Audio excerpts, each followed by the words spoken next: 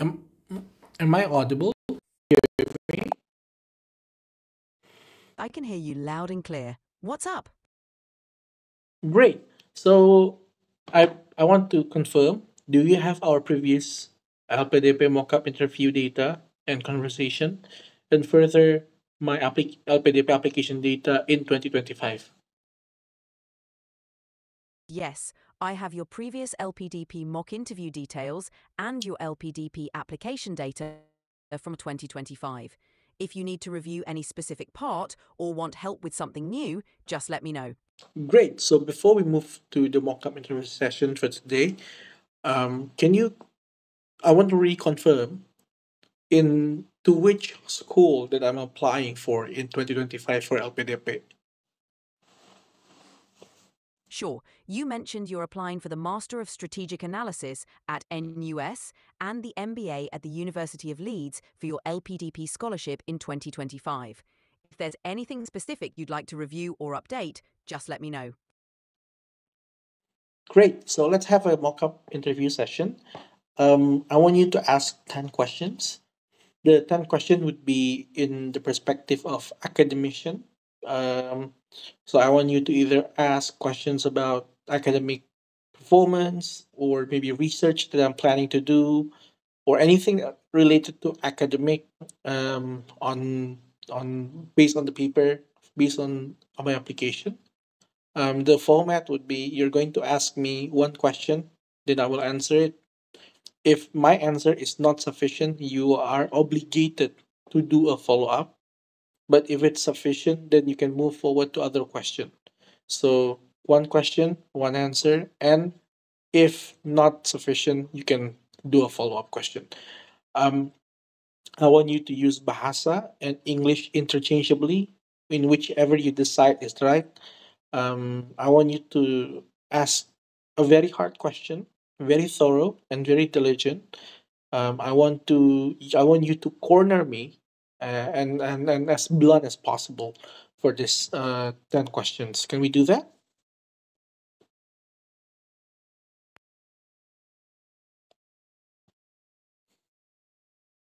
Sure, let's get started. Right. Question 1. To pursue during your Master of Strategic Analysis at NUS. How do you think this research will contribute to the field of entrepreneurship in Indonesia? All right. Thank you for the question. First of all, we need to understand that every business is an organization, and every organization really comes back to the level of decision making process. So, for an employee, if they're not able to make a good decision, then their day to day operation will not be good. For a management, if their decision making process are not sound, then the company will go bankrupt. So it really comes back to a decision. Thus, my decision to understand about strategic analysis in NUS is really for to it's really to increase my level of decision making process. So I want to understand about the risk, the variable, the nuances when you're making a decision, and then really understand how top class, top universities, and top businessmen do that, repackage that learning and provide it back to Indonesia by providing learning for people to learn about how to make a decision, how to make a sound argument, how to make a sound decision making process, and so on and so forth. So by understanding how the best in class making their decision, I'm going to bring back that level of process and due diligence from those best in class to Indonesia. Thus, my learning will be beneficial because now when I learn it, bring it back to Indonesia, teach it to others, provide learning to the others, either through content or maybe webinars. The aggregate level in making a decision will be better. That is my thought process. You've explained the broad impact of enhancing decision-making processes by learning from top institutions and then repackaging that knowledge for Indonesia. However, could you give a concrete example of a decision-making framework or methodology you specifically plan to study and adapt for Indonesian entrepreneurs? So the biggest one that I want to understand about is the nuances. Every time a decision is made in maybe in management in Indonesia, it really comes back to the level of risk. But when we talk about the decision making process in a business, it really comes to, if we look at fundamentally, it really comes back to consequences. There is no solution. There is only a trade off when you do business, or when you make a decision that impact thousands of lives. So it really comes back to consequences. Now, approaching those consequences, sometimes in here, we're focusing on short term benefits. If it provides short term benefits, short term profit, or maybe everything that really comes back to short term result, then we as Indonesian, especially in the private sector, we tend to accept that. We tend to ingrain that to our decision making process. But when we look to the first state countries, developed countries like Singapore, like United States, like China, Japan, their decision making process really ingrained about the long term benefits. Really directly, diametrically opposed to Indonesian level of decision making process. They're focused on long term. So the framework that I want to learn is really how do they analyze the long term benefits as comparison to the short term benefits, communicate the long term benefits to the people and or to the stakeholders participating in that decision making process, and then finally maintain that level of decision despite all the setbacks. And if we need to change the decision at the end of the day, I also want to learn how they make that level of pivot and how sound the pivot process making would be. That's a comprehensive approach. To follow up, can you outline a specific methodology or framework you plan to use to analyze and balance these short-term and long-term consequences? Additionally, how do you plan to measure the success of your decision-making framework in real-world entrepreneurial settings in Indonesia? So the framework that I want to learn when we look to short term benefits and long term benefits is the opportunity cost. That is the framework that I want to learn. Because at the end of the day, Understood. when we make a decision, it really comes back to opportunity cost. If it's good now, it might be bad later on. If it's bad now, it might be good later on. So what I want to learn is the framework of opportunity cost, and when I want to bring it back to Indonesia, is how to communicate that opportunity cost must be considered. Thus, the way I want to evaluate the result, the KPIs, the targets, and everything, what really comes back to the opportunity cost. If we make a decision and we compare the level of decision that we're going to make, I want the basic level of analysis would be the opportunity cost.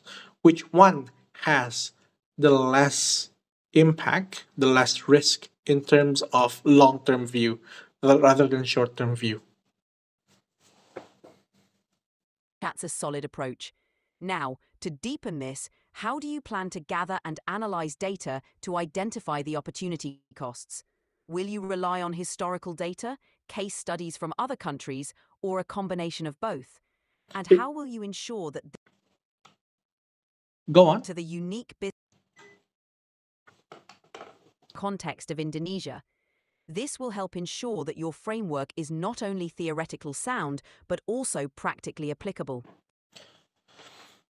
So I would do so in a way that we do comparables by understanding how the competitors from other countries are doing it, assuming that we are following what the technology will progress. Thus, by understanding the competitors and study cases either from comparables and or similar case, then we will make the evaluation based on that. And when we going back to Indonesia, I will put an acculturation. So that means I will ensure that the level of culture that we have right now in corporate settings and the level of decision making process that we have right now will be acclimated, will be integrated to that level to that process. Great. That approach of benchmarking against international competitors and then customizing for Indonesia's unique context is strong. Let's move on to the next question. Question 2. How do you plan to involve local stakeholders in your research process to ensure that the insights and frameworks you develop are well received and practical for implementation in Indonesian businesses? Right. So to make that happen, I would start by mapping the stakeholder. I need to understand their concerns, their interests, their values, and ultimately really comes back to their interests, because when we do business, it really comes back to the interest level. What's in it for me? What's in it for them? So when I want to merge the situations, the techniques, and the framework of opportunity cost and long-term view, I will try to cater to their interests. But if their interests are not aligned, then I must have that strong level, that strong headedness to make a decision despite losses in the short term view. Excellent. That demonstrates a thorough understanding of stakeholder management and the importance of aligning interests. Now, let's move on to the next question. Question 2. How do you intend to integrate international best practices into your research and decision-making framework while considering the unique cultural and economic context of Indonesia?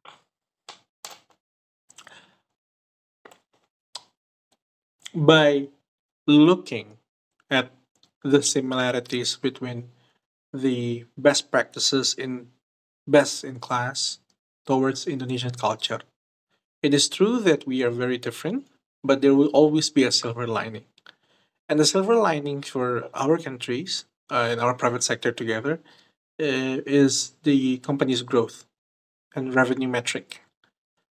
So when I want to get a buy-in from the stakeholders and I want to ensure that they have um, that they're willing to do the planning and to do the short-term pain, would be the outcome of long-term view. Like for example, if the company can grow 2x or 3x at the end of the day, we will get the buy-in. Great. Highlighting the tangible long-term benefits will definitely help align stakeholders. Let's proceed. Question 3. In your opinion, what are the biggest challenges you foresee in implementing this decision-making framework in Indonesian companies, and how do you plan to overcome them?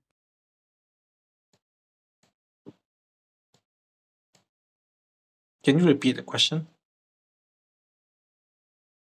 Of course. How do you intend to integrate international best practices into your research and decision-making framework while considering the unique cultural and economic context of Indonesia?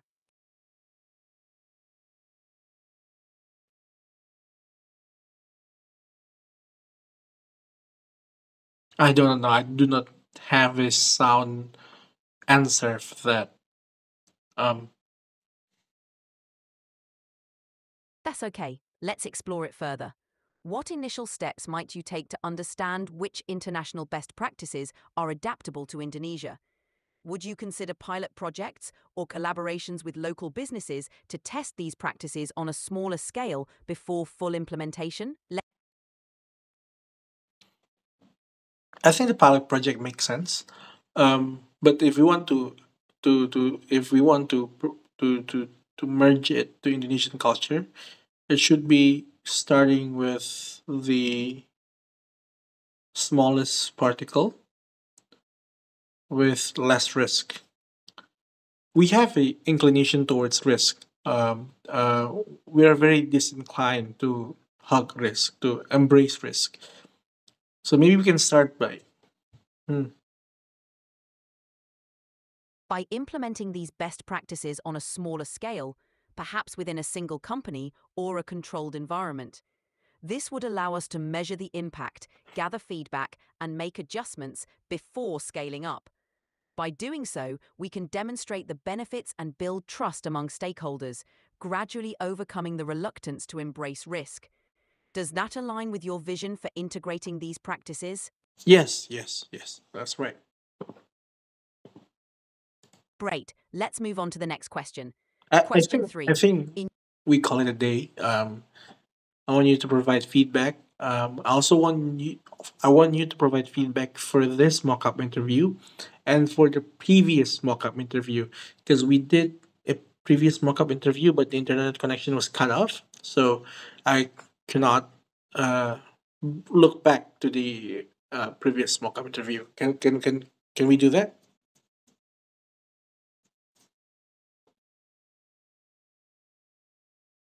Absolutely. For today's mock interview, you demonstrated a clear understanding of opportunity cost and stakeholder management.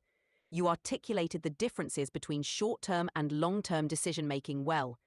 One area to refine is providing more concrete examples or case studies that illustrate your points. This would strengthen your responses. For the previous mock interview, you showcased strong knowledge of your field and a clear vision for how you want to contribute to Indonesia's entrepreneurial landscape. However, you could improve by being more concise in your answers, focusing on the most critical points to make your responses even more impactful. Overall, you're on the right track. Keep refining your examples and stay concise to deliver even stronger responses. Great job so far.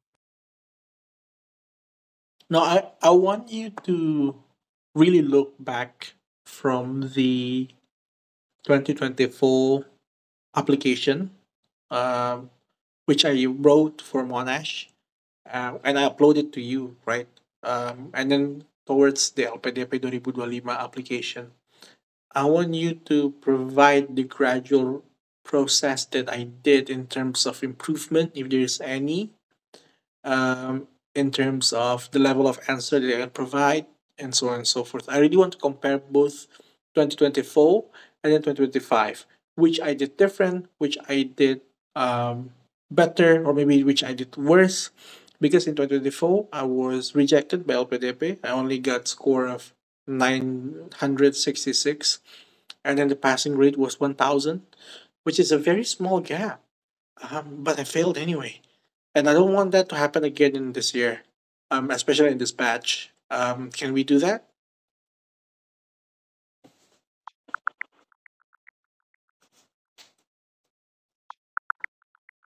I don't have the specific details of your 2024 application right now, but I can provide general feedback based on your recent improvements. From what we've discussed, you've made significant progress in several areas. First, clarity and structure.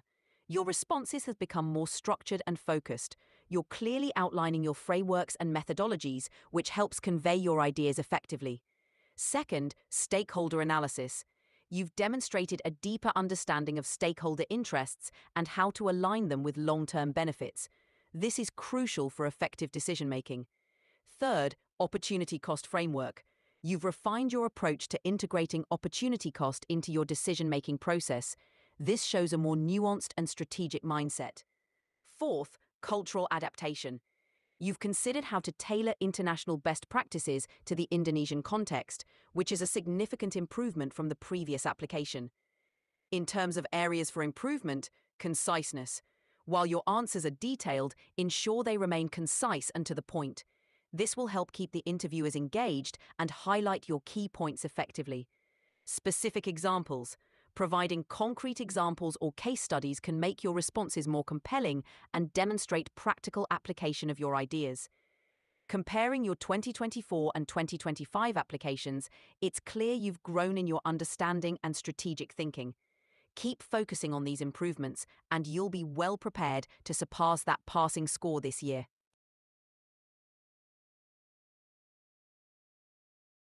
Great. Yeah, is there are you already, You're doing great. The main areas to focus on are providing specific examples to back up your points and being concise. By doing this, you'll make your answers even more compelling. Keep up the good work, and you'll be well prepared for your LPDP interview. got it? Let's end this interview today. Thank you. You're welcome. If you need more practice or have any other questions, just let me know. Good luck with everything.